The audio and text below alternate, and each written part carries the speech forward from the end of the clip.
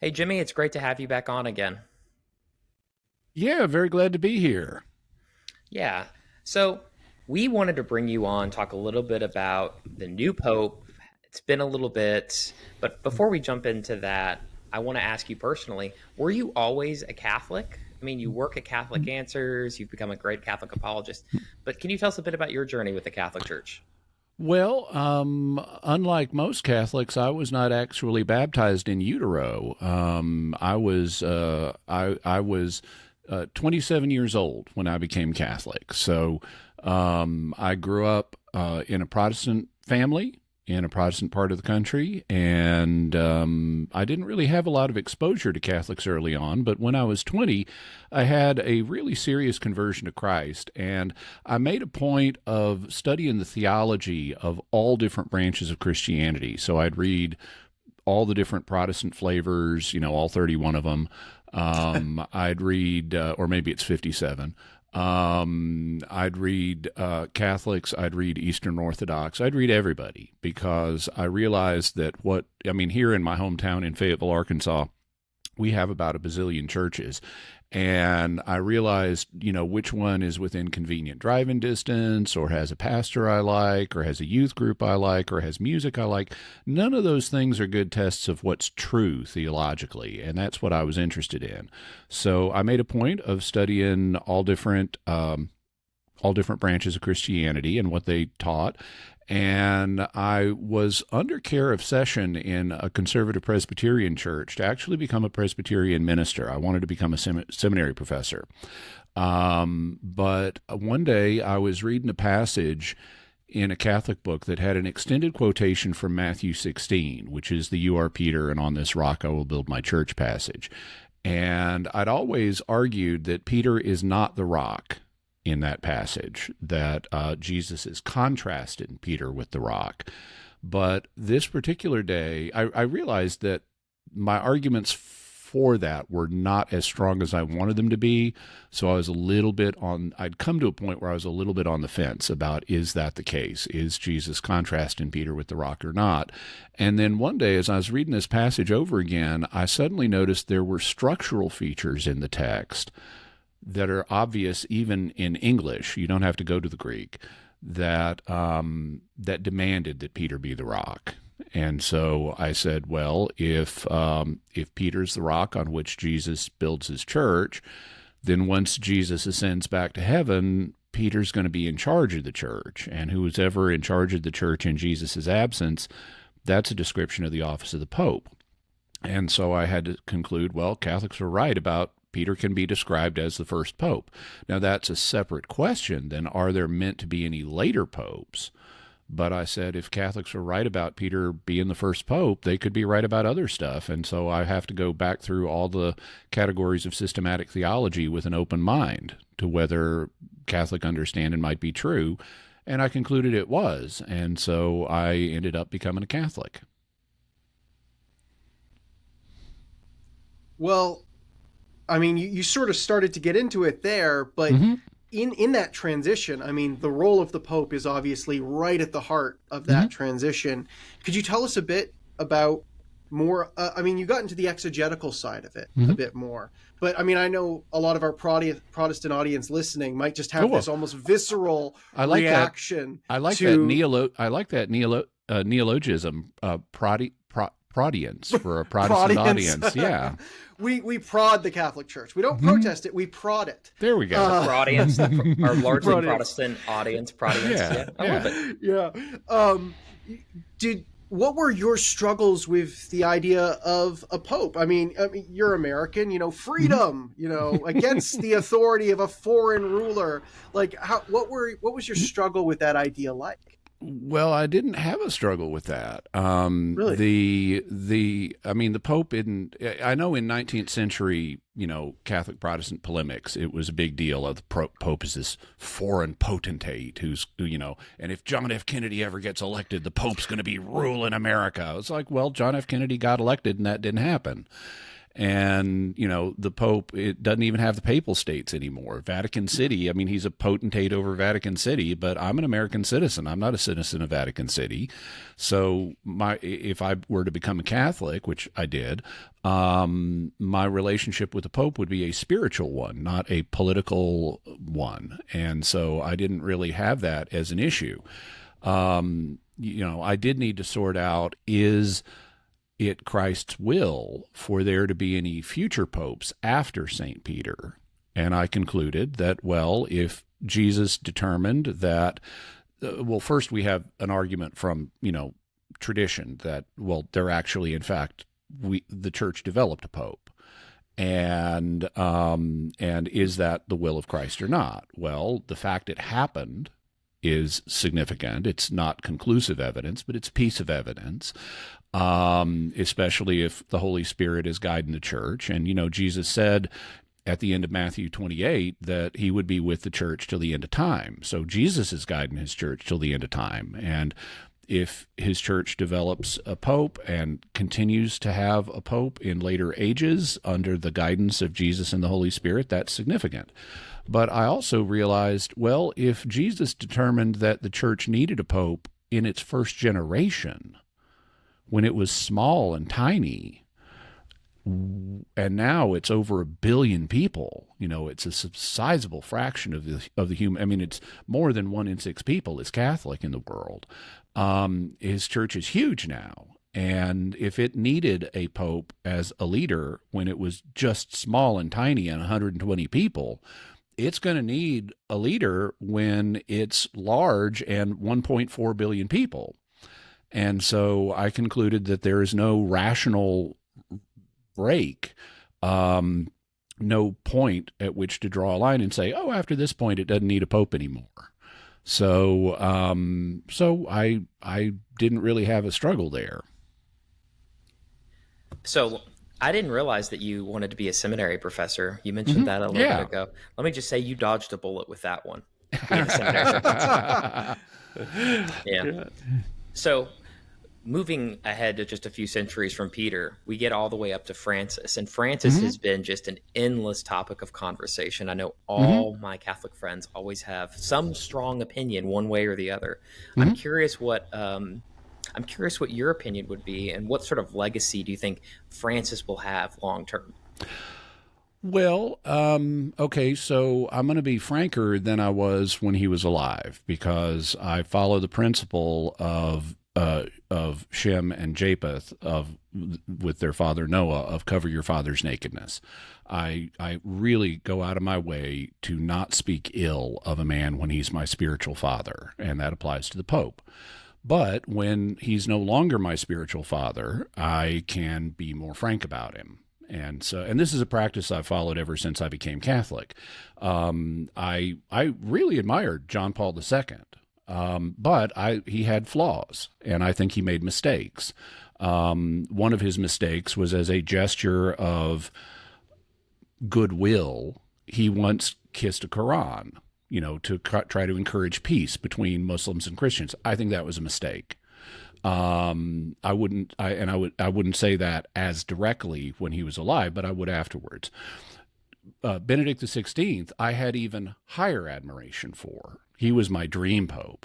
But I didn't even want to, after John Paul II died, I didn't even want to let myself hope that Joseph Ratzinger might be elected. And then I was elated when he was. But he had flaws too. Pope Francis, like all men, was a mixture of good and bad. But I think the ratio was a little different there. I know he had good points, and I know he inspired many people in a lot of parts of the world. I know he was popular in a lot of parts of the world. He encouraged people to reconsider Christianity who had not been considering it before, and that was positive. He did other positive things, but he also, in my view, had profound flaws.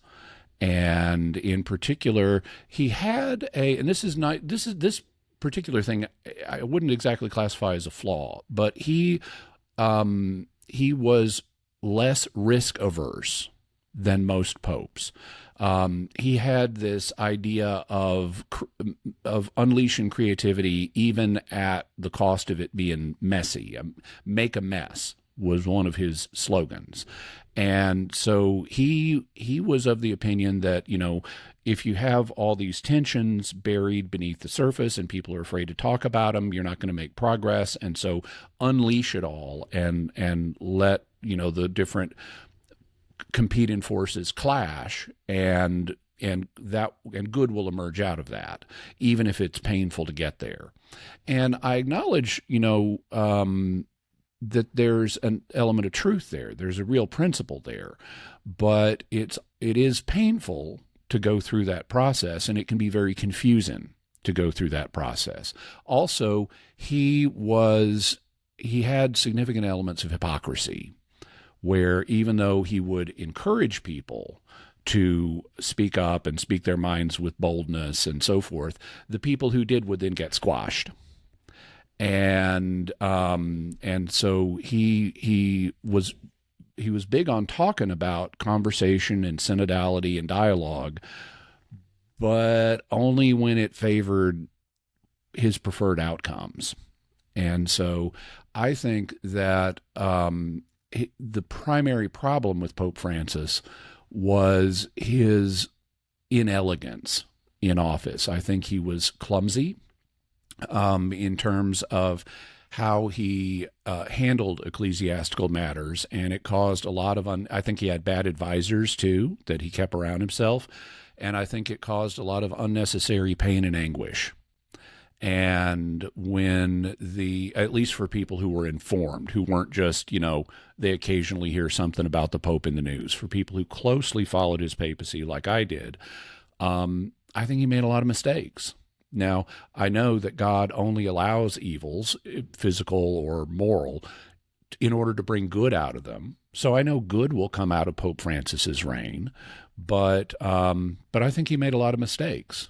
And, that doesn't bug me as a Catholic, because look at the first Pope. He denied Jesus 3 times. So, okay, popes can make mistakes. But they're only infallible when they're being infallible. And Pope Francis was never trying to be infallible. So I didn't have a particularly high opinion of Pope Francis. I think that, like the Grinch, his heart was 2 sizes too small. And he would have been a better shepherd if he had had a more generous heart and a more elegant style. And when the conclave met to elect his successor, one of the things that, cardinals openly talked about going into it was, well, we want someone who's going to be doing something similar to Pope Francis, but we're not looking for a photocopy. And when they said we're not looking for a photocopy, they mean someone with a different style is what they're looking for. Someone who is not as chaotic and clumsy and so forth, and alienating to a lot of people. Well, that perfectly frames the rest of the episode. So thank you for just sort of alley-ooping that to us, because now we're going to transition to Pope Leo. Can you tell us what we know so far about Pope Leo? I mean, we're doing this about a month or so into his reign, so there's a bit more time and perspective to kind of, what do we know so far? And for our audience who might not be paying attention, can you kind of give us just a rough sketch of what we know of the man and his life? Yeah, so he's an American. He was raised in Chicago, and he then became a member of the Augustinian order, which, despite its name, was not actually founded by St. Augustine. It was founded centuries after Augustine's time, but was inspired by the thought and work of St. Augustine. It's a kind of order that is sort of midway between the Dominicans, who are very heavily theological and inspired by St. Thomas Aquinas, and the Franciscans, who they're theological, and they have some great theological lights of their own, but they're in a different way, and they're sort of less scholarly oriented, more practically oriented. And the Augustinians are kind of in the middle of that. He, for a while, was head of the Augustinian order worldwide. He also was ordained a bishop in Latin America, and Latin America is very close to his heart. In fact, when he appeared on the loggia of St. Peter's, that's the balcony, right after being elected, he spoke mostly in Italian, but he also spoke in Spanish briefly, to signal to his former compatriots in Latin America that he was acknowledging them. He then was summoned to Rome to become the head of the dicastery for bishops, which is the department in Rome that makes recommendations to the Pope about, we think this guy would be a good bishop. And he was reputed not to always agree with Francis, and which is consistent with what Francis would do. I mean, he had people around him who didn't always agree with him. Like, for example, Cardinal Pell of Australia was one of the Pope's kitchen cabinet. He was a member of the Pope's 7, now 8 cardinal advisors, even though Pell had very different views than Francis. And so Francis didn't just have yes men around him. And I saw an interview with Cardinal Prevost, that was Pope Leo's family name, back during the time when he was the head of the dicastery for bishops, where he was being interviewed about his work. And it was interesting watching his discussion, because he has, he's not going to criticize his boss in public, but people were asking him about, controversies with bishops, and he acknowledged there are, people will sometimes hear about there's a bishop who's causing a problem or it's gotten involved in a controversy, and the dicastery for bishops is called upon to deal with that. And people would ask about Pope Francis's role, and he'd say, well, people frequently misunderstand Pope Francis, but what he's trying to do is this. And the way he phrased it indicated to me that he recognizes the communication problem that Francis has, and he's trying to overcome that by not pointing people to the detail of Francis's action, but trying to explain what he's trying to accomplish beyond that. And what that told me was he had an awareness of the problems in the Francis papacy. And from everything we've been told about him, he really does have a capacity to listen to people from different viewpoints and then arrive at reasonable solutions. And that's something that the College of Cardinals was looking for, is someone who could reunify the church spiritually after the more fractious papacy of Francis. And I think that Leo knows that that's part of why he was elected, to be a uniter rather than a divider, the way Francis was. So someone who's a uniter, then, theologically, Francis was often portrayed as more liberal. I don't know if that's accurate or not, but would you say that Leo would be more of a moderate, someone who can unify? And can you give us a little bit of your impressions of where is he going to stand on some of the major issues? Well, so there's sort of two elements in terms of there's sort of the theological element. You can map people roughly liberal to conservative there. The recent popes, John Paul II, Benedict XVI, Francis, they were all moderates. They were slightly, they would have reputations in the press that might be different than that, but really they were all moderates. John Paul II and Benedict XVI were a little more to the conservative end of moderate. Francis was a little more to the liberal end of moderate, but Francis was not a flaming liberal. There are people much more liberal than Francis. Then there's their communication style. And here, Francis is the outlier. John Paul II, Ratzinger, and Leo clearly are much smoother in their communication style than Francis was. And that of itself is, because you'd asked about, as a uniter, what's he going to bring to the table? One thing he'll bring to the table is being a moderate in terms of his theological position, but he's also smoother in his communication style. That's going to help him too.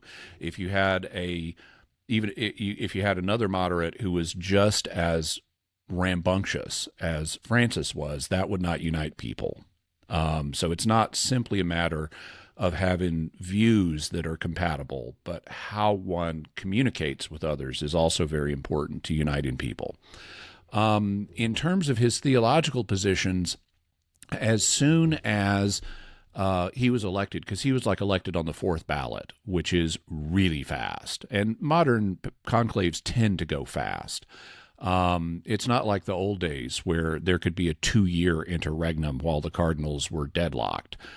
In fact, the whole reason the event where they elect a pope is called a conclave. Con means with in Latin.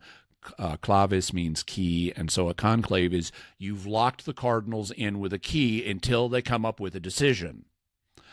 And they used to have provisions for, okay, you go so long, we're going to start feeding you on bread and water in there. And we may even take the roof off so you'll be exposed to the elements, because there were times in church history where the cardinals were just deadlocked. But that tends not to happen these days. Conclaves tend to go pretty quickly, and especially in the age of media, because the longer it goes on, the more uncertainty it means there was among the cardinals about who they eventually come up with. And so there's pressure on them to get a fast decision that will signal we're all behind this guy, we can all have confidence in this guy. And Leo was elected on the fourth ballot, which is quite fast. And as soon as that happened, I had a friend text me and say, so what do you think? This was before he'd even come out. And I said, if he was elected on the fourth ballot, he's a moderate. He's someone that everybody could get behind. And based on what has been said since the conclave, he apparently got more than 100 of the 133 votes. So better than, 80% of the cardinals ended up voting for him. And so I think that's kind of a sketch. I think he is a theological moderate. My suspicion is he's likely a little more on towards the conservative end than Francis was. I would guess, because he doesn't have the extensive paper trail the way Pope Benedict did, because he had been writing books for years and years and years. And Cardinal Prevost did not have that. I'm sure has written some, but he doesn't have a string of books that I can immediately, in English, that I can immediately go read. But I would guess that he's sort of between Ratzinger and Bergoglio. He's between Benedict and Francis, probably, in terms of his position on the theological spectrum. But he's a much better and more tranquil communicator than Francis was. Okay, now I'm disappointed in the Conclave movie. Like, I want a prequel where we go back to a medieval period and, like, they are starving the cardinals, they're tearing the roof off, people are fighting. Like, that sounds like an amazing movie. Yeah, well, they had, I guess, I haven't seen it, but they had the movie Conclave come out last year. Maybe they can do a prequel, Conclave 1065 or something. Historical pieces are always more interesting than modern day pieces. Yeah. Well, with that said about kind of, Pope Leo's sort of fitting within the different views within the church, how do you think he's actually doing? We're over a month in now. How do you think how's he starting off, do you think? I think he's doing very well. And this is something folks may want to check out. I did a couple of videos about Pope Leo after he was elected. They're on my YouTube channel at youtube.com/Jimmy Akin. One is just first thoughts, and that I recorded the day he was elected. So that's very early impressions. But then I did an episode of the Jimmy Akin podcast called Four Popes Meet the World. And it's a look at what the four most recent popes did after their election, but before they even said a word. because they make a series of you can learn about a pope just from what they do in those minutes between their election and when they start talking. One of the things they do is they've got to pick a name, and the name tells you something about the pope. So I looked at the four most recent popes and how they chose their names and what they were trying to communicate by the name they wanted to go by. Then they bring them out on the balcony, the loggia at St. Peter's, and recent popes, beginning with John Paul II, would make public remarks. They would talk to the crowd. But even before they talk to the crowd, they come out and they're not actually in charge of this moment. Instead, they have like a band that plays an anthem, and the crowd chants, "Long live the Pope" in Italian. And the Pope's got to relate to people by body language during that period. And so one of the things I do is play video of the four most recent popes and comment on their body language and how they're deporting themselves, because that tells you something about the man. Even when he can't talk, how is he going to communicate in this period? And so you see John Paul II come out, and he has this very dignified posture, but he's waving both of his arms. He's gesturing up to heaven to say, "Can you believe it? I'm elected now. I wasn't expecting that." Then you see Ratzinger come out. He's smiling. He's waving his arms. He's even more energetic than John Paul II. Then you see Francis come out. He does a couple of one-hand waves, and then he stands there with both arms by his side for like a long time doing nothing. And when I saw that when he was elected, I said, this is a bad sign. This man does not know what the moment calls him to do. And I think that was borne out by he wasn't a good communicator. And then you see Leo come out, he's waving with both arms, he's smiling, and I felt, phew, okay, this is a relief. This guy knows what to do in this moment. And that's a good sign that he'll know what to do at later moments in his papacy in terms of his communication style. So that's something that people might want to check out. Has there been anything controversial or anything erupted yet with anything he said or done? I remember it was like a weekly thing with Francis, but I haven't really heard anything about Leo. Has anything happened controversial yet, or has it been pretty calm? Nothing major. It's been pretty calm. Of course, one of the big questions, especially for people in America and also in France, is Pope Leo going to do anything about a document that was issued by Francis called Traditionis Custodes, so people may remember back during the pontificate of Benedict XVI, there was the word MOTU Proprio suddenly became a thing in the Western mind, because there was all this discussion of MOTU Proprio is a document the Pope issues by his own initiative.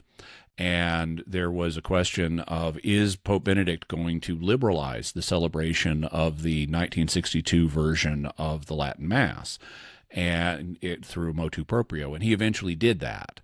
And it became much more widely available, and a lot of people really liked it. I mean, not a huge number, because most people don't speak Latin, or have an attachment to the earlier form of the Mass. But it really got a big impetus. And then Pope Francis started restricting it with a document called Traditionis Custodes, and that has been very unpopular and very divisive, at least for people who are fans of the older form of the liturgy. And one of the big questions is going to be, will Leo re-liberalize the celebration of the older form of the Mass? Personally, I hope he does. I'm a fan of liturgical diversity in the church. We have not just the Latin rite, we have all the Eastern rites. There's people may not be aware, but the Catholic Church is actually a union of 24 different churches with the Pope. And there are 5 major liturgical traditions, and then variations on those traditions. And the older form of the Latin Mass was one of them for centuries, and some people still want it today, and I support them. So I hope that Leo does reliberalize it. Thus far, he has not made a lot of decisions. He has, and this is something characteristic of a good leader who's just coming into an office, is you don't want to do everything all at once. You want to take your time. You want to think about things. You want to start slow and not make radical changes to all kinds of things right at the beginning. In fact, there is a particular bishop over on the East Coast of the United States who has recently been in a controversy he announced, after Leo was elected, he announced a new crackdown on the older Latin form of the liturgy in his diocese, and this is in Charlotte. And he then had leaked a draft liturgical document for changes he wanted to make in all of the liturgies in his diocese. And he was wanting to build a brand new cathedral. And on all of these, and he's a really new bishop. He's only been in office for a year. And he had apparently got a talking to in Rome before Francis died about, guy, cool your jets. You've only been a bishop for a year. Take some time, listen to the people in your diocese. Don't implement your plans all at once right now. Take it slow. And that was specifically in reference to the idea of building a new cathedral. And he apparently took that to heart. But then he announces these other things. He announces the Latin liturgy crackdown, and then the leak comes of, here are all these other changes. Well, apparently he got a talking to behind the scenes, because he rolled back the changes he was starting to implement. And so that, I think, is a good behind the scenes sign of Leo's administration. And it's also an illustration of, you don't want to do the big stuff all up front. You want to take your time and listen to people and figure things out, and then you can make good decisions.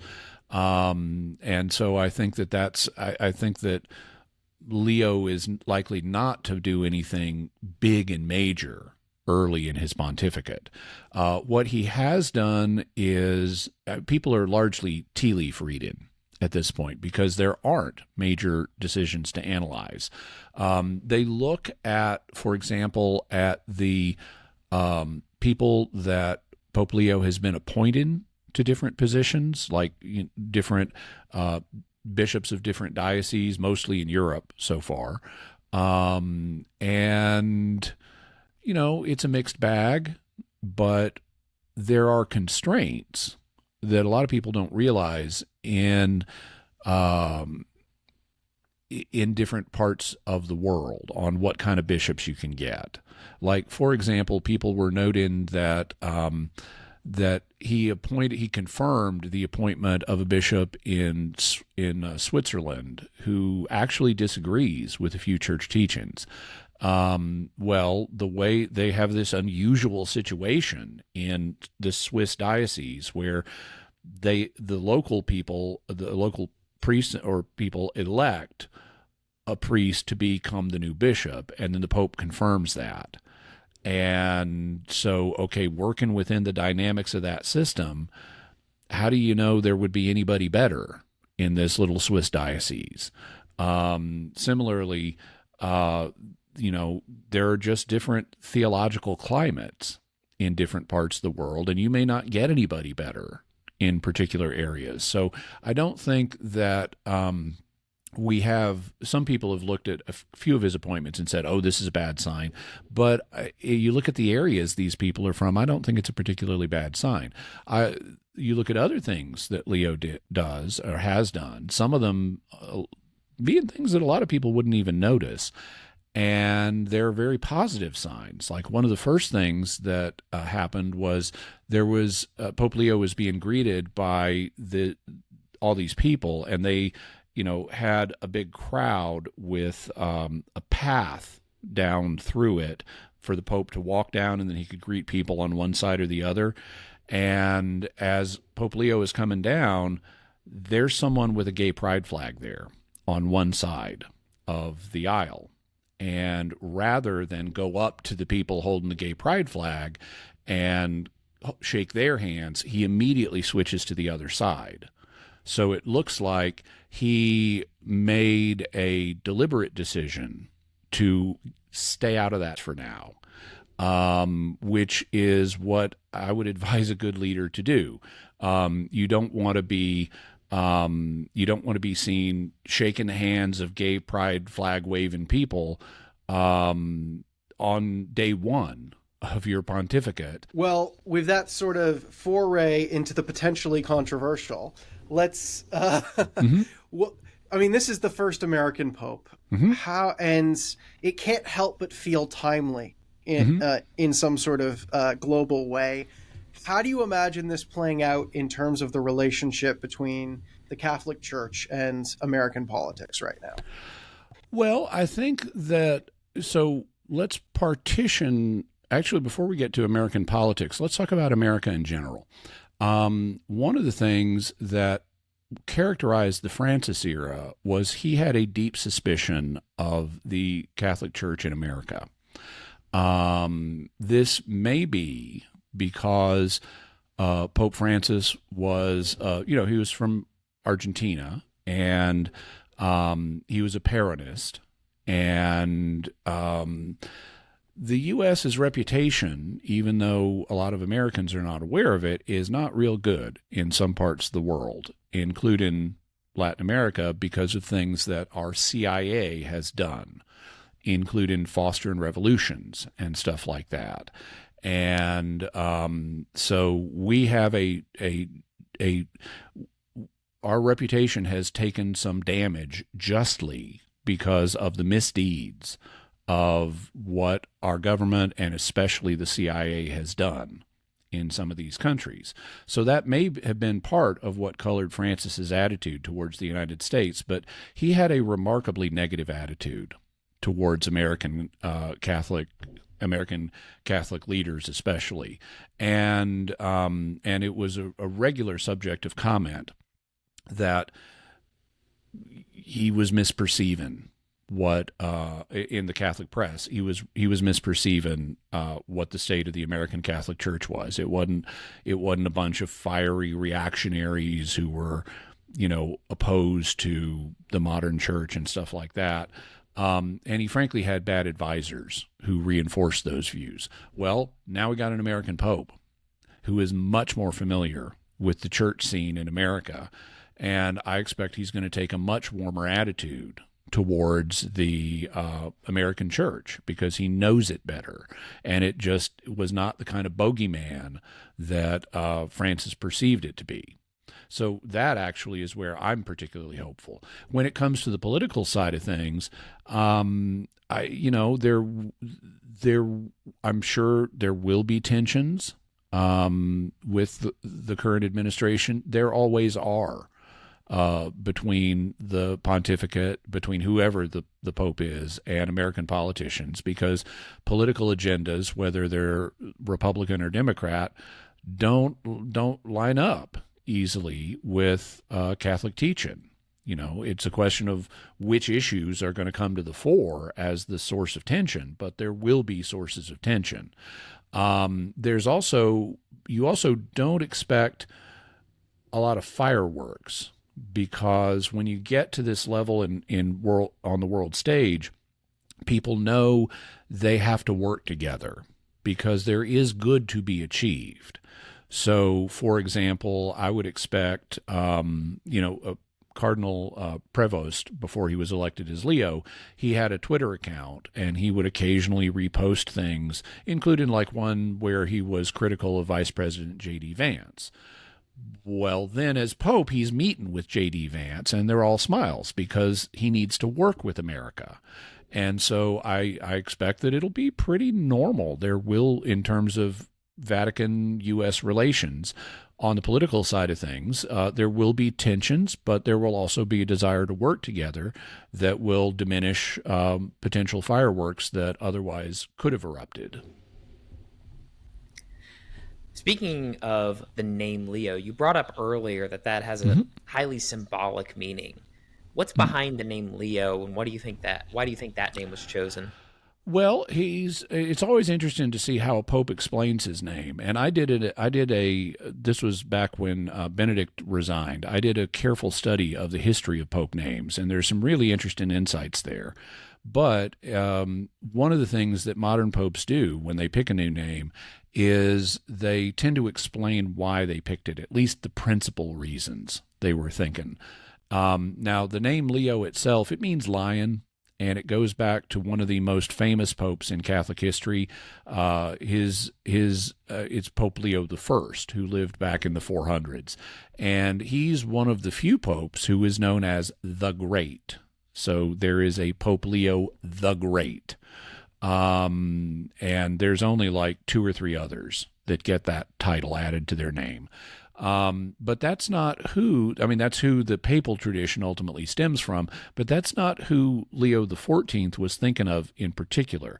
Instead, he was thinking more of Pope Leo XIII, who reigned at the end of the 19th century, basically. And Leo XIII was famous as a pope for engagement with the modern world. His predecessor, Pius IX, had conflict with the Italian state, which was just solidifying control of Italy at the time.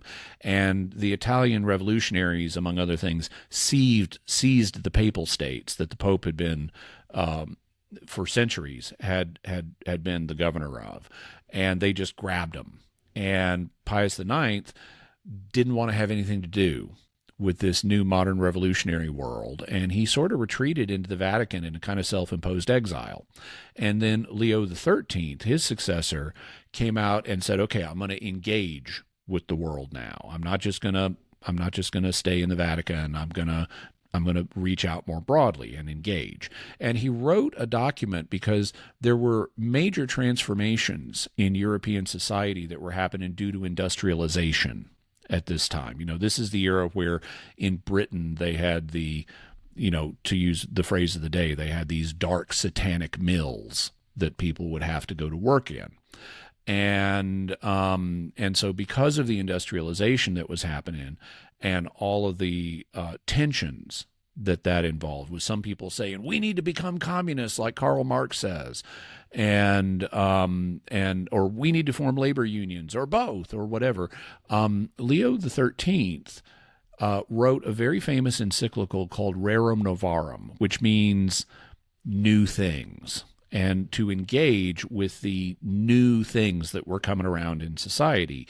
And this was the first major document to articulate Catholic social teaching, and engage questions like, can people form unions? And, it rejected communism, but it wanted to see emphasis put on care and concern for the working man, especially in this period of rapid industrialization that was perceived by many as dehumanizing. So that's Leo XIII. And Leo XIV has said he picked his name principally, for a variety of reasons, but principally because he wanted to be the kind of pope that Leo XIII was. He wants to engage the modern world. He has a concern for the church's social teaching and what it has to say about the ordinary man. And he noted that we're in a new period with a different form of industrialization. Today it's more computer than factory-based, but in particular, we have the impact that's just beginning now of artificial intelligence, and what that's going to do to the labor market, and to other aspects of human life.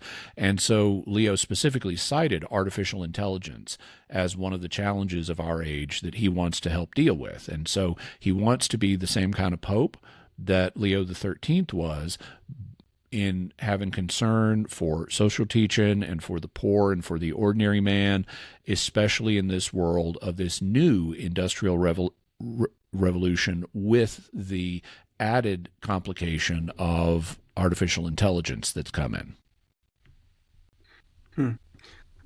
Well, that's all fascinating. Thank you for that. Yeah. And to maybe just throw out sort of an easy one, if you had 10 minutes alone with Pope Leo and could ask him anything, what would you ask him and why? Well, so there are any number of things I could ask him. I have a particular interest. One thing I would, and these are sort of wish things, not things that I would really expect. Okay. I would ask him to, this one is more practical. I would ask him to liberalize the older form of the Mass. If by ask you mean make a request, that's the request I would make. On the other hand, if you mean find out the answer to something, well, that's a little. Oh, another request I would make is I would ask him to consider defining, using his infallibility, to define that there is no sin that cannot be forgiven if a person repents. This is current Catholic teaching. The Church already teaches this. If you repent of a sin, God will forgive you. But there are the passages in the Synoptic Gospels that talk about an unforgivable sin. And the Church's understanding is that unforgivable sin is a failure to repent. That's what makes it unforgivable, is if you just refuse to repent until you die, well, you're not going to be forgiven after death. So that's what makes it unforgivable. But I work with people who have scrupulous consciences. And there are a lot of people out there who are terrified by those passages. And I think it would be a spiritual service to them to use infallibility to say, just infallibly, God will forgive you for whatever you've done as long as you repent, and you don't have to worry about that. I think that would bring consolation to a population that a lot of people don't think about, but they're there. And they're, I've written articles on my blog serving these people, and so I think about them. And I think it would be a spiritual service to them to do that. If I were to ask for something that was more, if I were not to make a request, but to just out of curiosity, I'd like to know the answer to this. I am very interested in parapsychology, and I even teach parapsychology, and I have a certain understanding of how that fits with Catholic teaching. And if I had 10 minutes with Pope Leo, I'd say, here's my understanding. Am I broadly correct? And I'd like to hear his opinion on that. Now, he wouldn't be giving it to me infallibly or even dogmatically, because this is a private conversation, but I would be curious to get the Pope's take on if he understood how I'm perceiving this integration of the two spheres. Would he think that's a plausible integration of them? And he responds telepathically without words, and that's the only answer you needed. Exactly. Yeah. Well, I've loved, this has been really, really fascinating discussion. Something that keeps coming to my mind, though, is the way you've been talking about Pope Francis is the exact opposite of how I've seen him portrayed. I mean, I almost would have thought you would say his heart was too big, not too small. Nope. Almost that, because when I think of Francis, I think the media depiction has been, he's a great communicator. He speaks where people are. He has a big heart. He's deeply compassionate. Where's the disconnect between how that's being portrayed and what you're saying here? Well, I think the media is good at spinning narratives, but once a narrative gets established, they tend to run with it, and they suffer from confirmation bias, and they tend not to critically look at all of the data. They tend to look at the public face that a person presents. And Pope Francis could get good press. Take a particular example. Early in his papacy, he was asked a question on a plane about a a cleric, a priest, who had a homosexual orientation. And what Pope Francis said was, well, if someone is trying to live a Christian life and follow God and so forth, who am I to judge? Which is a perfectly reasonable sentiment. If someone has homosexuality or same-sex attraction as one of their temptations, but they're nevertheless trying to live a Christian life, well, I'm not going to judge that person. That's just a temptation. Everyone has temptations. So that's a perfectly reasonable sentiment. But the way it got reported was Francis said, who am I to judge homosexuals? And that is not what he said. There was that qualifier of if someone is, trying to follow God and lead a Christian life, despite their temptation, and that got left out. Well, because hearing that, oh, the new pope supports gay people, that's going to generate waves of positive coverage that are all based on a falsehood.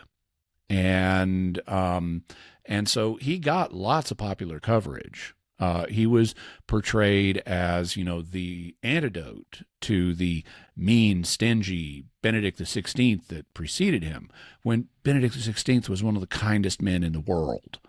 And it was totally unfair to compare the two that way. But when you look at what Pope Francis would do, and you look about private reports, that would come out of conversations he had at the Vatican and so forth, he would cuss. And even a few times he would cuss in public, and it got into his there was public commentary. Like at one point, and I'll use a word that just for purposes of illustration, but he said that in seminaries there's too much faggotry. And that term is just as offensive in Italian as it would be in English. And so he could be crude. He would treat people very harshly. Now, sometimes they deserved, to lose their positions or things like that, but he would do it in ways that looked deliberately cruel. And now, I don't want to say he was all bad, because he wasn't. He did good things. He did reasonable things. He did things that were neither good nor bad, but were fine. But I think that he was someone who had a lack of compassion for a significant number of people that he needed to have compassion for. That's not to say he didn't have compassion for many, but I think that his compassion was selective. So, Jonathan, you're kind of a fan of Francis, right? You were a bit more of a fan of Francis than most Protestants. Is that right? I'm very much intending to just ignore everything he said, pretend that there's no behind the scenes anything, and just stick with the popular depiction so I can continue loving the guy who kisses deformed babies. So I feel like he wasn't like precedent setting, I don't think, with that. I think like previous popes had done stuff like that. It's just that he got more media attention for it because he was seen as like the reformer pope. This is exactly what I don't want to think about, Seth. I just want to like my pope, and he's dead. I don't want to reevaluate. I don't want to know the truth, Seth. I just want to feel tingly inside. I don't So no, he brought up some really interesting points, and I think he nuanced the picture of Francis quite helpfully. Because as a Protestant, you don't really hear much except the media stuff, right? Like, so it's good to see. We don't have those our other ears sides to the ground. So when he's talking about communication stuff like that, it's just like we only know about the Pope whenever he pops up on CNN or some other major news outlet. It's like, oh look, that's the Pope. I actually saw the Pope. Which one? Francis. I saw him in when we went to the Vatican, he stood at the window and did, some sort of prayer or something like that. So we saw him. I've seen him in the flesh. He did some sort of some prayer. There was some Jesus. God was mentioned. Jesus was bantered about. I don't know. But I took a post and said, "Look at me." So I didn't think of it as a spiritual experience. I thought of it as a potential selfie, and that's all you really need to know to understand me. And So, you're wondering why Catholics hate Protestants. hey, They look don't at, hate us. Well, some do, but well, not um, all of us, yeah, that's a good but point. So, anything that stuck out to you from what he said, though? Because I'm actually pretty curious. There was a point in your life where you were toying with the Catholic Church. I still remember having these conversations. yeah. I think any person who goes for academia as a Christian, there's a lot of the people you respect intellectually who are shifting to go Catholic, right? Like, It's a and movement. it's a movement. These Catholic, formerly Protestant Catholic intellectuals, and some of them very public. Like we both went to school with Jordan Wood, and he's shifted into that. And there's other people of that Cameron ilk, Bertuzzi. deep intellectual minds, and so that can be that entices you to think, okay, what am I missing if these people I respect am going in this direction? And I think Protestantism has become so disunified. I think there's a lot of things that Protestantism gets wrong, and it can be enticing to see an other, no matter how what other it is, who's doing it differently. The grass is always greener on the other side, right? So Yeah, and it's people deeply desire a sort of rootedness and a richness to their faith. I always come back to who was it that we had on for our first Catholic episode? What The Exorcist. We had an episode with not Father the Vincent Exorcist. Lampert, not the Yeah, Exorcist one. not the Exorcist, the No. one about Catholicism. Oh, John Reimer, Dr. John John Reimer, Reimer at yeah. the Eastern University. He did the talk about why he Yeah. became Catholic. Go check that Yeah. out. But Go check that out as well as the Exorcist one. So please, yeah, that one's fun. Something that John Reimer talked about that in his conversion story was, I didn't want mere Christianity. I wanted most Christianity. And he found that in Catholicism, which is interesting to me because, I mean, I think we're both Protestants. We would say that the richness and fullness of the tradition is probably found with us as well.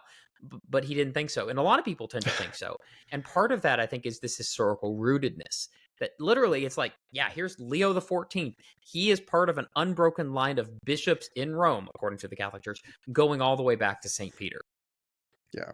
Well, and I think you're right. Like, we read all of these Catholic thinkers. We learn from them. I would say I submit to the authority of the tradition, but not in a sense that they have the exclusive tradition, right? Like, I'm reading Augustine. I'm reading Aquinas. I'm reading more. We're reading more. I can't think of any more recent Catholics, so I guess that undermines my point. No.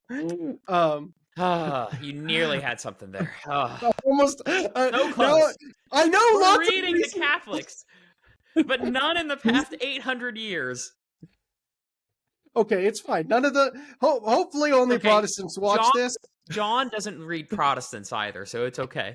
To be fair, I really just sit and watch movies at home. That's and write books. Speaking of which, The John, Journey of no, God. You're done.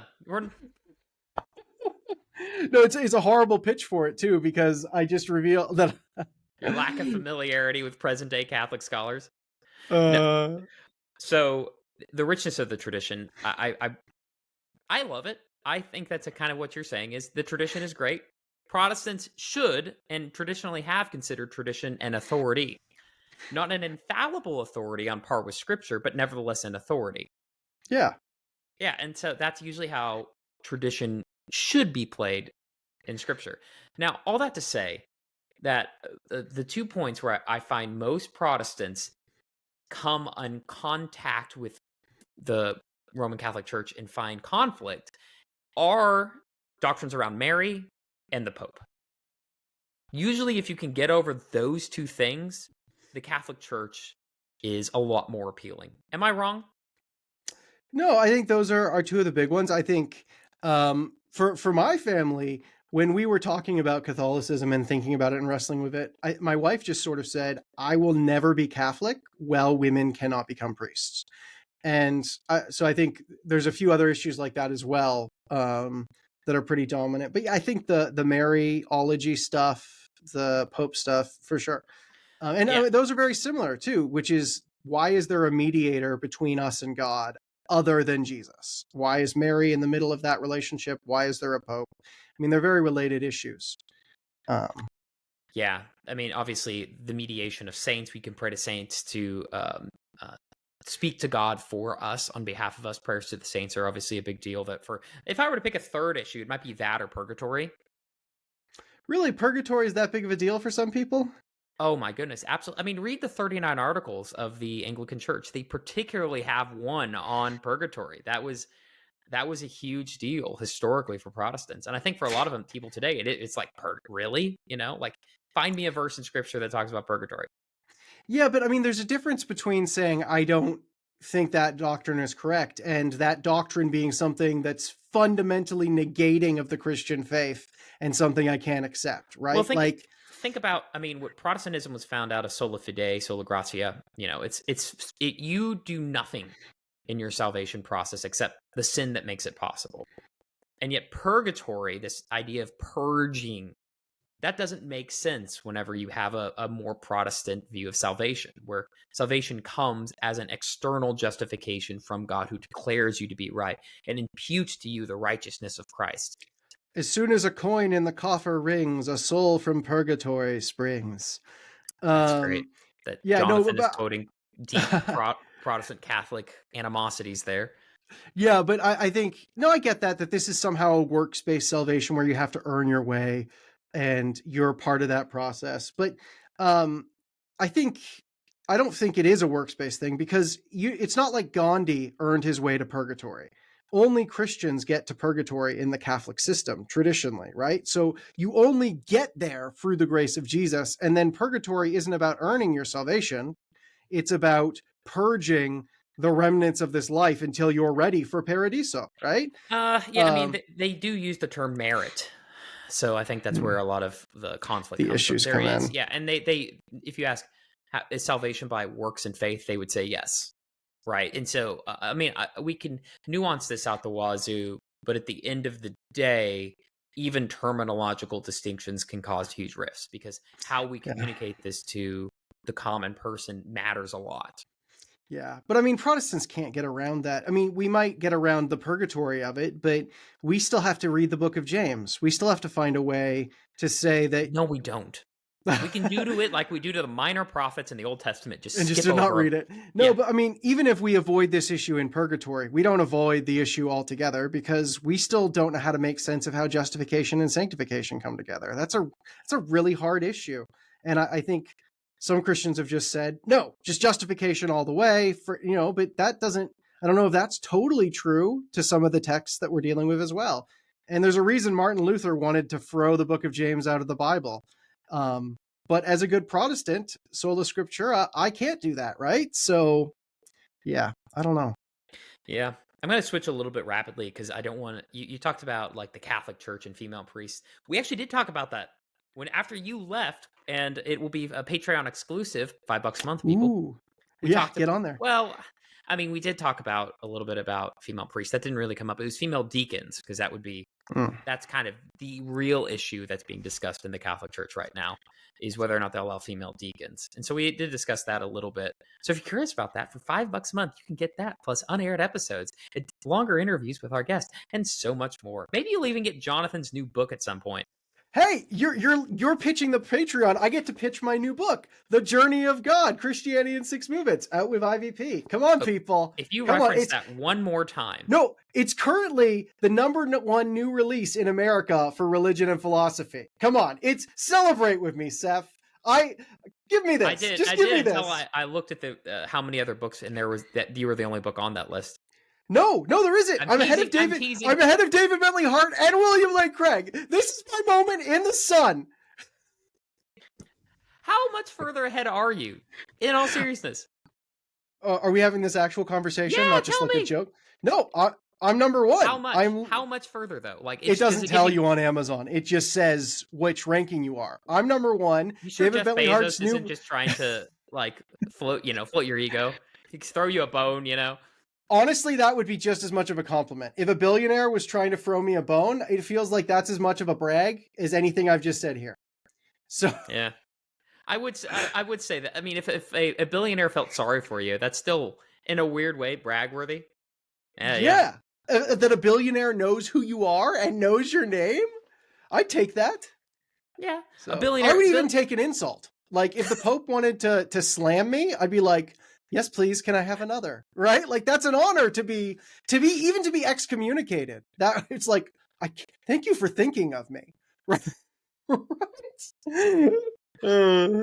So I gotta ask though, to get us a little bit back on topic, what currently keeps you from becoming Catholic? What are the big things for you? Are they Mariology? I know you mentioned your wife's issues. You personally, let's leave aside the female priest issue. Are there any other things? I think I'm struggling to even bother to identify with a specific movement because it's not that I'm like, no, I'm not Catholic. It's that I don't identify with any individual specific thing. Like Could be a Mormon, could be a Muslim, No, but I identify as Christian because I've been in the Anglican Church both in Canada and in England. I've been in the Restoration movement. I've been in a Chinese Mennonite church context, and my mom and her boyfriend have been Catholic for the last decade or so. So there's that influence as well. I think I'm probably still Protestant precisely because the attitude I just expressed, where a specific affiliation is precise, where I don't specifically identify, that's precisely a very Protestant thing to do, right? Mm-hmm. A Catholic would not say, oh, it doesn't matter what affiliation Submit to the have. church. This is God's one true church on earth. It is not about you, John. Just get on board. It's the ark of salvation. Yeah. So I would say I wouldn't say I'm not Catholic. I've been in so many different contexts and I can see the beauty and value across the board in all of those areas. It's really hard to navigate and negotiate and just pick one. But I guess precisely that answer is why I'm not a Catholic, because a Catholic would probably anything. say you need to pick one. And I get that. If you're everything, you're nothing. Protestant. If you're everything, you're nothing. And I accept that critique, and I'm still a work in progress. I'm wrestling with it. You're a homeless Protestant, John. And if you want to join me on that journey, you can. No. I will end this recording right now. That button is looking more and more attractive every time I see that terrible cover. It's already in your background already. The Journey of God, available on Amazon. Yes. So there's nothing in. I mean, all that to say is, do you feel like you as a Protestant could get over the Pope issue? I think I could get over the Pope issue. I think I get the scriptural argument for the Pope and the Rock and Peter. I don't think it's like a definitive thing, but I think it's interesting. I think I don't have an objection to it based on like hierarchy. I can accept the idea that there's a hierarchy. I know better than to think that he's just this perfect, infallible thing constantly. I know Catholics don't think that. It's only when he's ex cathedra. And I also know that the infallibility thing is actually kind of a recent thing in church history, right? So it's, it's not necessarily the basis on which you reject the entire Catholic tradition. I think the Mary thing was explained really well by Dr. John Reimer in our episode with him, where he was just saying, like, we don't pray to Mary. We ask her to pray for us to God. And so like Mary's not a god in Catholic theology. Like no one actually thinks that. And so it's just giving her more of a role as an interceder. And for me, that's not enough to say I would reject the Catholic Church. Like, maybe I would say it's emphasized too much at times. Like, I think you can overemphasize Mary, but that doesn't mean doctrinally I think they're wrong about her. I mean, of course, the mother of God on earth would deserve a special place in the conversation, right? Yeah, and honestly, what you're hitting on there is there's a lot of misunderstandings between Catholics and Protestants that go back hundreds of years. Yeah. They really do. And, like that Catholics worship Mary. Now, at the same time, we can debate whether or not the veneration of her is appropriate, but let's make sure we even get the terminology that we use right. So all that to say is one of the biggest things I do hope about Pope Leo, even though I'm sort of an interested outsider, there is something that does concern me. And that is, how is he going to play a role in ecumenical dialogue? Will we see the Catholics and Protestants and the Orthodox come together? I mean, this year we're celebrating 1700 years since the Council of Nicaea, the council that, put in stone the Trinity. And that's something that, all Orthodox Protestants, Catholics, and Eastern Orthodox churches agree on. Yeah. And can he be, in this pivotal year? He came to the papacy the year that this is being celebrated, and he's already having conversations with the Eastern Orthodox Church. Can he be a force that brings the church together as one? I'd love to see that. I think that would be, if it could be done well, obviously, that would be fantastic. I'm wondering how it would actually look, especially because Protestantism is so diverse and fractured. Even if that move is made, which Protestants do you talk to? And because you would, even if the Catholic Church said we're welcoming Protestants back in, They've always welcomed us. The random churches down the street might be like, well, I don't submit to any hierarchy. We're just not going to do that. I think it might work with the Anglican Church, because the Anglican Church has that hierarchy, so that the head of the Anglican Church could kind of just be like, yes, we're re-merging with the Catholic Church. But even then, you'd have people splitting away, and the Anglican Church is starting to fragment in ways that other churches have as well, and that it hasn't traditionally. So, yeah. Well, and the thing is Rome is actually moving away from some, they have some level of communion with certain churches, and they're trying to open up communion with other churches. So they're moving away from a pretty antagonistic attitude towards the Anglican Church. You see that with them having conversations with the Anglican Church of North America now, trying to form different levels of communion with these churches. So that by opening that and recognizing these churches as churches, maybe that's not the correct language, but you get what I'm saying, that forming some sort of communion with them, that's definitely an open door to where, if we can't even get to a point where we recognize each other as legitimate branches of the church, legitimate parts of Christ's body, that's a problem. Yeah. But I do have hope for this. And that starts with us, Seth. And I think you and I need to come together and stop quarreling. I might not see you. I see you as a brother in Christ. I might not see you as fully human, but I do see in Christ you being adopted in to the species and saved through becoming human. There before this somehow leads to a book pitch again. And I know that's quite. And I discussed this in my new book.